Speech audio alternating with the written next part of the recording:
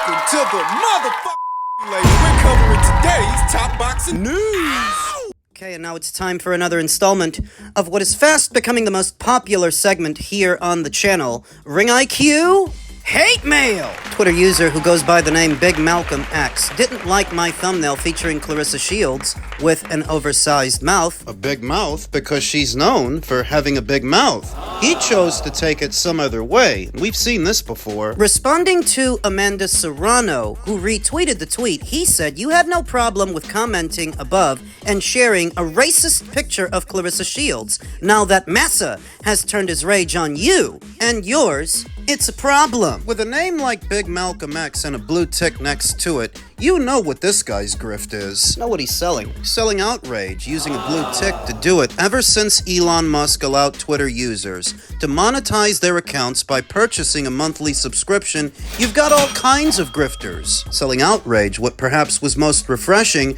is that if you scroll through the comment section, a lot of people took the caricature for what it was, a known big mouth being depicted as having a big mouth. There wasn't more to it than that. That was it. That was all. That was refreshing. How many people didn't take the bait? Because what guys like Big Malcolm like to do online is prey on people's emotions by playing up familiar tropes, where everything is a slur and everybody's a racist. I don't know how this guy can sit down on his sofa at home with a stick so far up his ass. Give it a rest, Huey P. Newton. The freedoms that you presume to be fighting for online by selling outrage have already been fought for by those who came before you, to where you're not doing anything but trying to get people mad, trying to drive traffic to your channel, because the more clicks your little tweets get, the more money you get to make on Twitter, and it's very obvious. You're not the only one. They've turned this into an entire racket. But the fact of the matter is, enough people know about Clarissa Shields and Clarissa Shields' big mouth that the caricature was quite easy to interpret, and they took it for what it was. You want it to be something that it's not, because that's what you do. Comb the internet for things to be mad about, things to point out. Fucking miserable. Because you would have to be to spend all day doing shit like that. What is this guy's online career? Weaponizing that accusation, you take all the meaning out of it, to where over time, more and more people are going to be desensitized to it. Stop putting up with it. It doesn't elicit the silence that it used to. It's not that awkward anymore, because there are any number of individuals online doing the same thing, where now it's obvious. You're trying to profiteer from other people's is outrage because of what you choose to misinterpret. And what's supposed to happen now? Are you expecting Amanda Serrano to apologize? Because you chose to take this up the ass. Are you expecting me to do the same thing? Because I'll tell you, buddy, I'm not about to. I'm not sorry. Because you walk around all day mad at the world, looking for more things to be mad about. That sounds like a you problem. Nobody's gonna grovel at your feet or beg you for forgiveness because of what you willfully chose to misinterpret. What you're waiting for is someone's white guilt to show up. You won't find any here. No, there are not enough pear-shaped, blue-haired, white liberal women around to play your game. You're not owed an apology for being overly sensitive. Go peddle that bullshit somewhere else. You won't get an apology here. Elsewhere in the world of boxing, Mike Tyson says the fight with Floyd Mayweather is still on. Mike Tyson, I'm still fighting Floyd Mayweather. I don't back down from challenges. Mike Tyson versus Mayweather still doesn't have a date. You're an official broadcaster. But don't get it twisted. Iron Mike says the fight is still going down. Yeah, it's happening, Tyson told Babcock on Friday, reiterating, shit yeah, it's happening, of course. TMZ Sports broke the news in September of 2024 that the two historic boxers would be meeting in the squared circle after years of not exactly having a warm and fuzzy relationship. Mike says he wasn't going to pass up the chance to put his hands on Floyd. You'd think I'd give that up? I was minding my business. He challenged me. As for the shape Tyson is in, who will turn 60 in June, he says he's not only slimmed down, but he feels incredible physically. What you would expect a fighter to say when he has a fight to sell you. His Mayweather scrap aside, Mike's cooking up something big for the next generation of boxers, the Mike Tyson Invitational, a 3-day amateur boxing showcase that'll serve to feature up and coming pugilists. The invite-only event is going down from March 12th to the 14th at the Radiant Brand Complex in Las Vegas, and Mike is pumped for the opportunity to help guide the future of the sport. It won't be all work, though. Work hard, play hard, Mike says. We're gonna party afterwards, baby, Tyson said. We'll have a ball afterwards. In his retirement, It would seem that Mike Tyson has retained more marquee value, more name value than Floyd Mayweather, even though throughout their careers, Floyd generated more money, was part of the bigger events. Bigger financially. And many would say that of the two, Floyd Mayweather had the more successful boxing career, though oddly enough, Floyd is not viewed through the same lens as Mike Tyson. That is, he's not a cultural icon. He's not an iconoclast like Mike is. Mike is easily one of the most recognizable athletes, not just boxer, but athletes anywhere in the world. Maybe Floyd is too, but he's not as beloved. He never was. For all of his imperfections, there was always something very honest about Mike Tyson, victory and defeat. Whereas with Floyd, he was just a materialistic little man obsessed with money, even if he was a great boxer as boxing. Not everybody found it entertaining. It was not everybody's cup of tea. Whereas Mike, for all of his imperfections, he was lightning in a bottle, one of the most electrifying fighters the sport has ever seen. So here in their twilight years, Mike is more beloved than Floyd Mayweather, and commercially, it's lended to his success. I mean, Mike has actually appeared in a good number of movies in the years following his retirement. The Hangover movie, at least one of the Ip Man movies, and there were others. Mike Tyson's name and likeness has resulted in residual revenue in different sectors. I think he had a one-man show. On top of a very successful podcast, lending his name to, I think it was CBD oils or something to do with reefer. The basic idea here is that for all of Floyd Mayweather's candor about making smart investments and being a good businessman, it would seem that applies more to Mike than it applies to him. Mike's not having the financial troubles that Floyd is having. Which we've talked about extensively here on the channel. And according to Mike, the fight between him and Floyd is still on in the absence of an official fight date and broadcast partner. Those are important details, especially the broadcast partner, because usually that's where the money is coming from. The money to pay the fighters, the money to do the event, short of a wealthy benefactor like a Turkey El Sheikh. Usually, that's where the money is coming from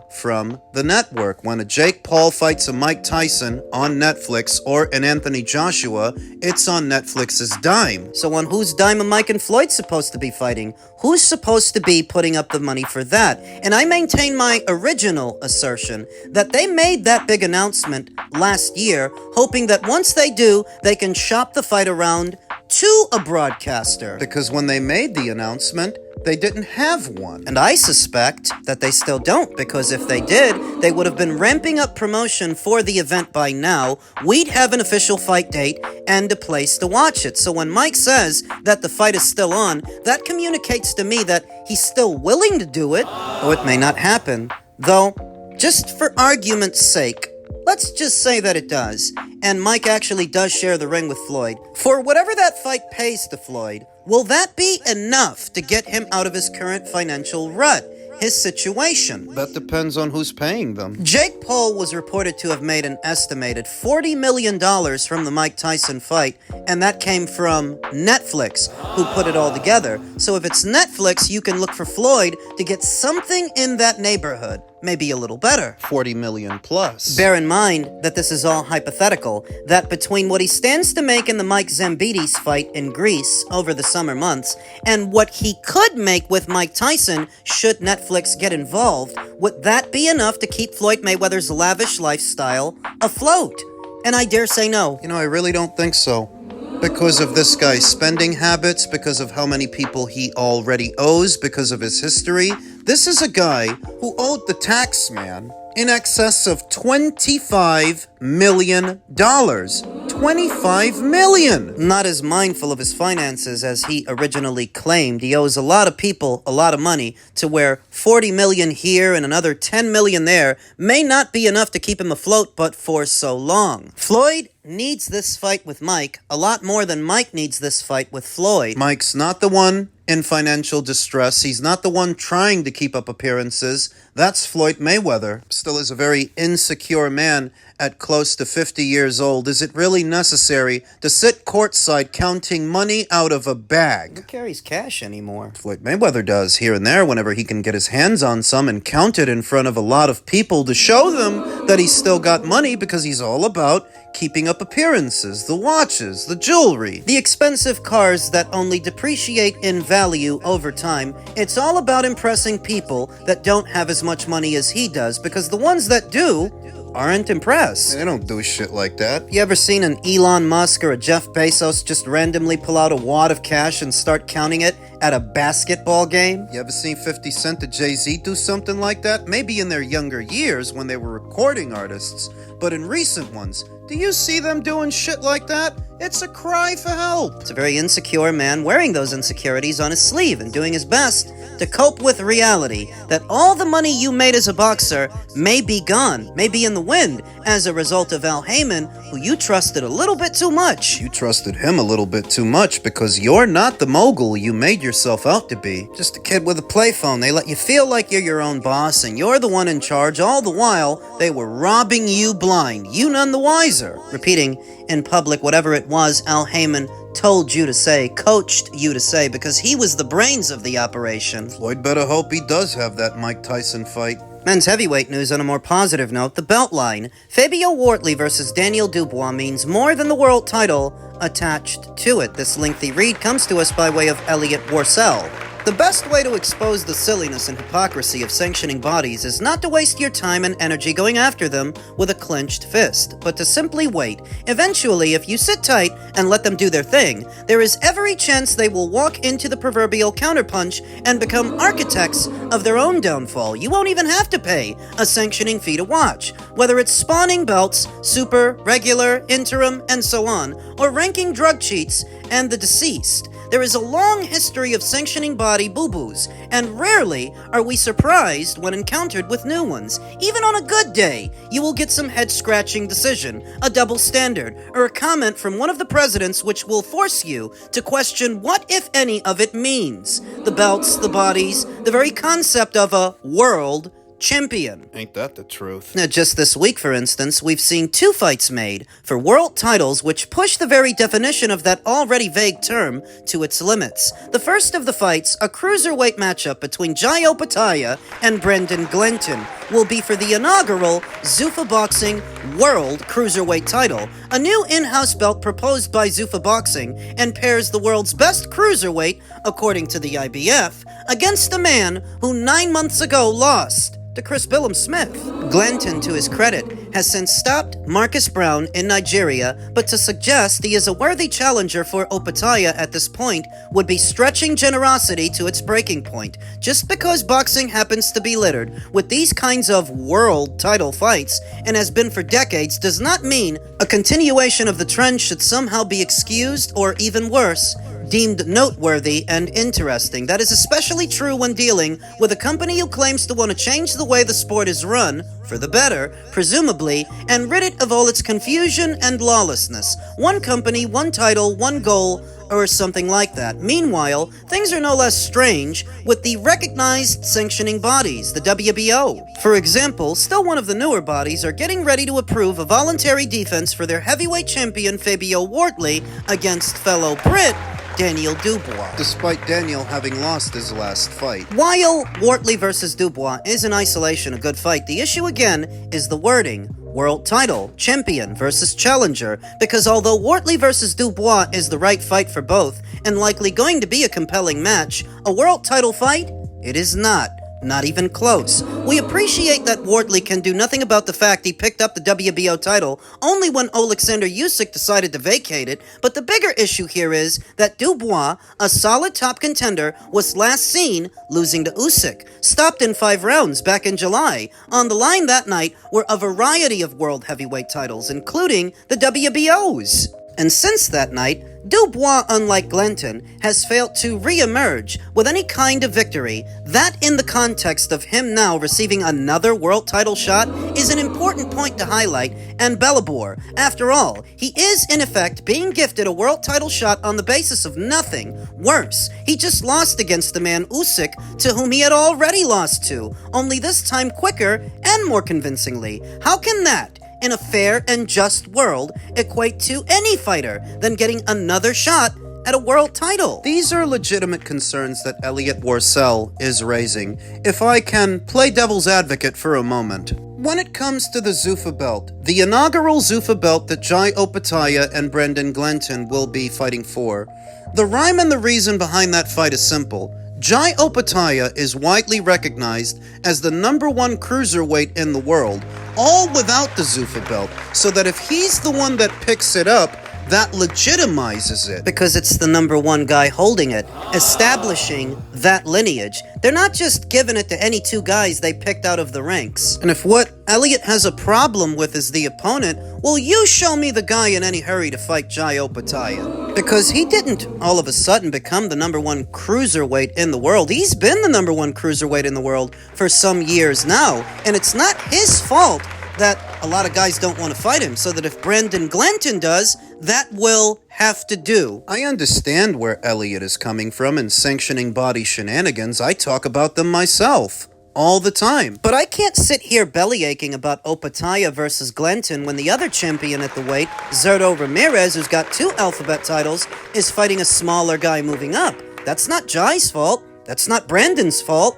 It's bigger than just those two. Noel Mikhalian. Hopefully Jai Opetaia can have a unification match with him afterwards, but I wouldn't complain, not given the circumstances. Wardley versus Dubois. I can't complain about that fight, or Fabio holding a world title when the undisputed champion's the one chose to vacate it.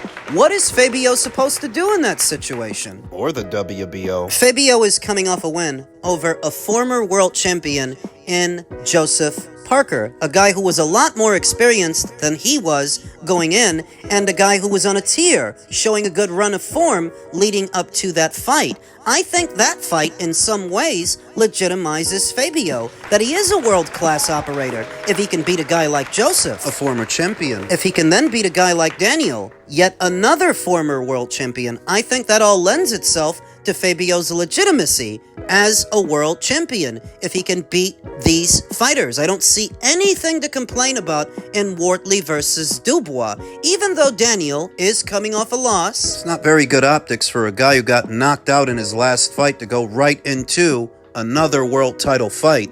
I get it. I've complained about stuff like that myself in the past. At minimum, Daniel is still a top contender, a former champion who's been in there with Joe Joyce, Anthony Joshua, Alexander Usyk, Jarrell Miller, Filip Hrgovic. There may be an argument that Daniel doesn't really deserve this opportunity because he's coming off a loss, but based on his body of work, Elliot can't look at this fight and tell any of us with a straight face that Daniel's going to be a walk in the park for Fabio, that there is not an element of danger in this fight that legitimizes it. I think it's a great fight, and I think that there are other things happening in the sport right now that warrant this kind of criticism more than these two fights. If you were talking about Garcia versus Barrios, for example, then I might agree with you. And if you were talking about the WBC and not the WBO, then I'd be on board. But I see nothing to complain about here. Given the circumstances, I'm okay with these two fights.